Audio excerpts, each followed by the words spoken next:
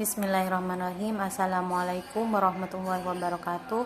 Saya Futihah Kudrotin dari Ekonomi Syariah 4 NIM 2019-2162. Di sini saya akan menanggapi materi tentang inflasi dalam perspektif ekonomi konvensional dan juga ekonomi Islam. Di sini saya akan menjelaskan tentang pengertian inflasi. Inflasi itu adalah kecenderungan naiknya harga secara umum atau secara terus-menerus dalam waktu dan juga tempat tertentu.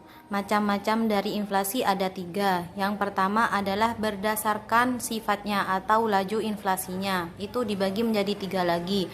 Yang pertama inflasi merayap atau creeping inflation, di mana inflasi ini berada di bawah 10% dalam setahun.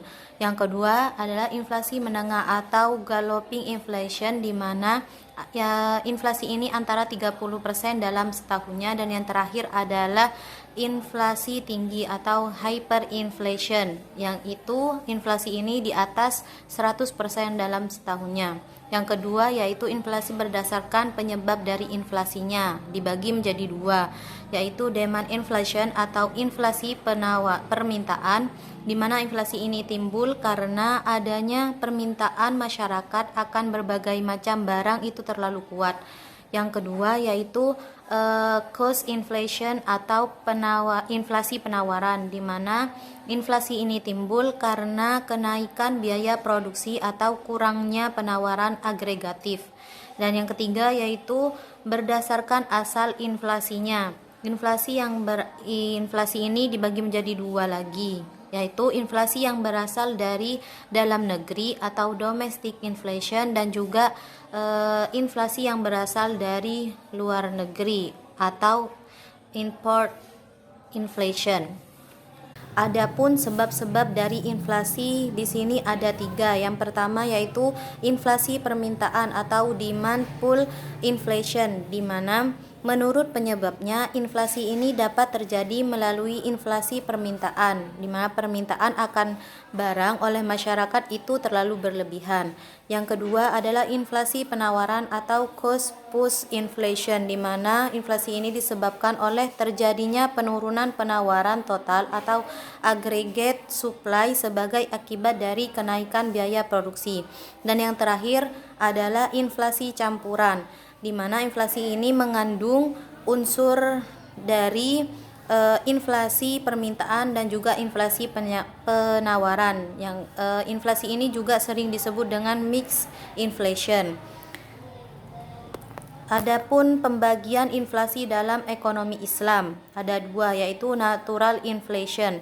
Natural inflation ini disebabkan oleh sebab-sebab alamiah yang tidak mampu dikendalikan orang. Sedangkan yang kedua yaitu human error inflation. Inflasi ini terjadi karena adanya suatu sebab-sebab sebagai berikut. Yang pertama karena adanya korupsi dan administrasi yang buruk. Yang kedua, pajak yang terjadi secara berlebihan, yang juga percetakan uang dengan maksud menarik keuntungan secara berlebihan. Materi selanjutnya yaitu tentang dampak inflasi dalam perspektif ekonomi Islam bagian 1, yaitu ada 2 dampak. Yang pertama, menimbulkan gangguan terhadap fungsi uang, terutama terhadap fungsi tabungan atau nilai simpan, fungsi pembayaran di muka, dan juga fungsi unit perhitungan. Dan yang kedua yaitu melemahnya semangat masyarakat untuk menabung atau turunnya marginal propensity to save.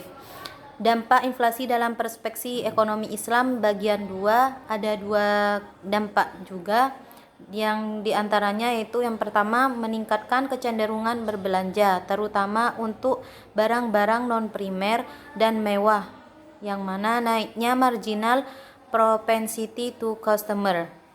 Dan yang kedua adalah mengarahkan investasi pada hal-hal yang tidak produktif seperti penumpukan kekayaan berupa tanah, bangunan, dan juga mata uang asing, serta mengorbankan investasi produksi seperti pertanian dan juga industri perdagangan. Yang terakhir yaitu solusi inflasi dalam ekonomi Islam. Itu ada dua bagian. Yang pertama adalah kebijakan fiskal, di mana kebijakan ini bertujuan untuk menciptakan stabilitas ekonomi, tingkat pertumbuhan ekonomi yang tinggi, pemerataannya terhadap pendapatan. Sedangkan yang kedua adalah kebijakan moneter, yang dimana Bank Islam harus mengarahkan kebijakan moneternya untuk mendorong pertumbuhan dalam penawaran yang cukup untuk membiayai pertumbuhan potensial dalam output jangka menengah dan juga dalam jangka panjang demi mencapai harga yang stabil dan tujuan-tujuan sosioekonomi Islam. Baiklah, mungkin hanya ini yang dapat saya sampaikan. Sekian, terima kasih. Wassalamualaikum warahmatullahi wabarakatuh.